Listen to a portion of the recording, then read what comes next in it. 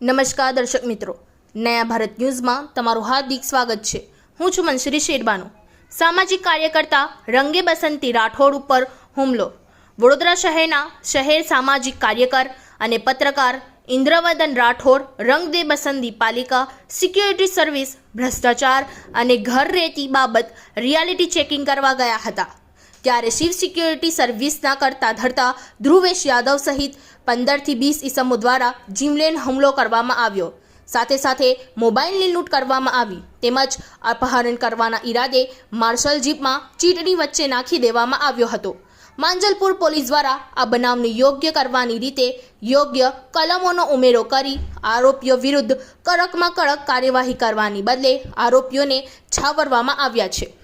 ત્યારે વડોદરાના પત્રકાર પરિષદના સભ્યો દ્વારા પોલીસ કમિશનર શ્રી નરસિંહા કુમાર સાહેબને લેખિત રજૂઆત કરી પત્રકારો દ્વારા આવેદનપત્ર આપવામાં આવ્યું। 11:30 વાગ્યાની આસપાસ માંજલપુર આરોગ્ય કેન્દ્ર જૂનું ખાતે અમો અને પંકજ પાટીલ જ્યારે ચેકિંગ કરતા હતા ત્યારે અચાનક શિવ સિક્યુરિટી સર્વિસના ધ્રુવેશ યાદવ માર્શલ જીપ લઈને 10 થી 15 માણસોને લઈને ત્યાં પહોંચી ગયો હતો।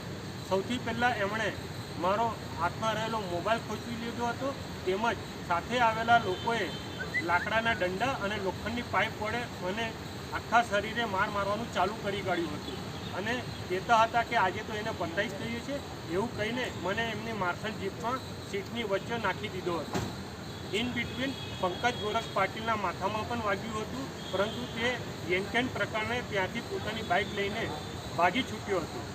પંકજ પાટીલ ત્યાંથી મક્કરપુરા પોલીસ સ્ટેશન પહોંચીને પોલીસને સઘળી હકીકત જણાવી હતી અને મક્કરપુરા પોલીસ સ્ટેશનના પોલીસ અધિકારીઓએ તાત્કાલિક 2 વાન લઈને ઘટના સ્થળે પહોંચ્યા હતા અને ઘટના સ્થળે આ સિક્યુરિટીના માણસો 15 થી 20 જણા હાજર હતા। તેની મક્કરપુરા પોલીસે ધરપકડ કરીને માંજલપુર પોલીસ સ્ટેશન ખાતે એમની ધરપકડ કરીને એફઆઈઆર નોંધવામાં આવી છે।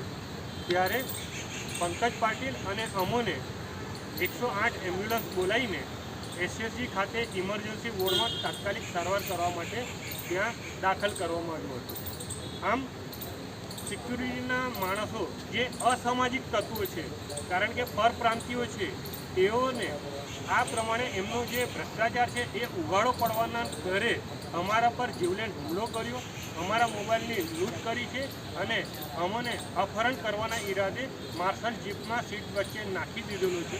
ત્યારે માંજલપુર પોલીસે યોગ્ય કલમો વતી એફઆઈઆર નોંધવી જોઈએ, એના બદલે ફક્ત ને ફક્ત સિક્યુરિટીના માણસો જોડે મિલીભગત કરીને કલમોનો યોગ્ય ઉમેરો કર્યા વગર જ એફઆઈઆર નોંધીને એમને આરોપીઓને છાવરવામાં આવ્યા હતા। એટલે આજે અમે ઇન્દ્રવદન રાઠોડ રંગદે બસંતી પોલીસ કમિશનર કુમાર સાહેબને રૂબરૂ મળવા આવ્યા છે અને લેખિત રજૂઆત કરવામાં આવ્યા છે કે અમારી સાથે જે ઘટના બની છે તે જીવલેણ હુમલો છે એટલે કે જાનથી મારી નાખવાની કોશિશ છે એની કલમનો ઉમેરો કરવામાં આવે। અમારા મોબાઈલ ફોનની લૂંટ કરવામાં આવી છે તો એ કલમનો ઉમેરો કરવામાં આવે અને અમને મારી નાખવાના ઈરાદે માર્શલ જીપમાં નાખીને અપહરણ કરવાના ઈરાદે જે કૃત્ય કર્યું છે તેની પણ કલમોનો ઉમેરો કરવામાં આવે। જો આમ કરવામાં નહીં આવે તો આરોપીઓને છાવરવા માટે માંજલપુર પોલીસ જે કાર્યવાહી કરી છે એમને બળ મળશે અને અમો જે પત્રકારો જે ભ્રષ્ટાચારને ઉગાડો પાડવા જઈ રહ્યા છે એમના પર જે પ્રમાણે ઘાતકી હુમલા થઈ રહ્યા છે તેની પણ રોકથામ કરવામાં આવે એવી અમારી पुलिस कमिश्नर श्री कुमार साहब ने नम्र रजूआत है। इस वीडियो को लाइक करें, हमारे चैनल को सब्सक्राइब कर बेल आइकन जरूर प्रेस करें